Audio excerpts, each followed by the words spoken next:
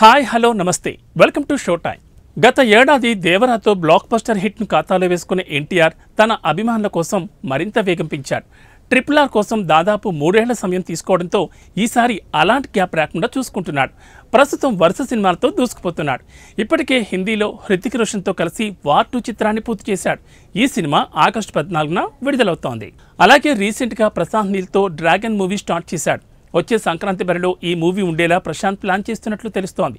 మరోవైపు కొరటాల శివతో దేవరా 2 చిత్రాన్ని June July నెలలో సెట్స్కి తీసుకెళ్లేలా సన్నాహాలు జరుగుతున్నాయి. వీటితో పాటు ఎన్టీఆర్ మరో సినిమాకు గ్రీన్ సిగ్నల్ ఇచ్చాడని తెలుస్తోంది.